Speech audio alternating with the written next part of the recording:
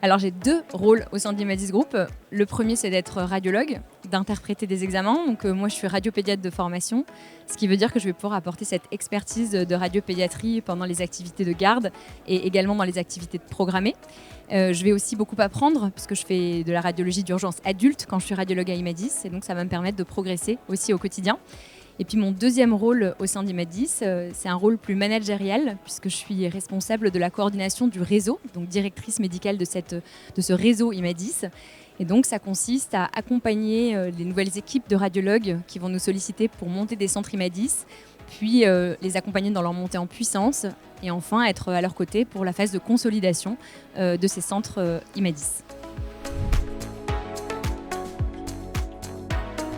J'ai la chance de travailler dans une équipe formidable à la Timone, à Marseille, en radiologie pédiatrique.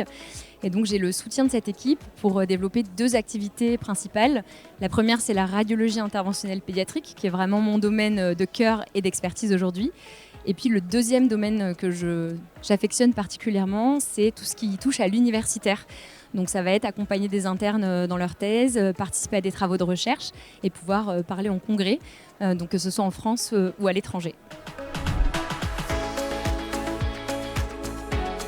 On a la chance cette année que le professeur Lederlin ait mis de l'énergie sur la radiologie pédiatrique, qui est très mise à l'honneur. Il y a deux sessions que je vous recommande particulièrement, qui ont eu lieu samedi, que vous pourrez voir en replay. La première, c'est comment se lancer en radiologie interventionnelle pédiatrique. Elle est très importante pour moi, cette session, parce que c'est le premier point d'un parcours de formation à la radiopédiatrie interventionnelle. La deuxième étape aura lieu en juin prochain à Marseille, au cours du congrès de la SFIP.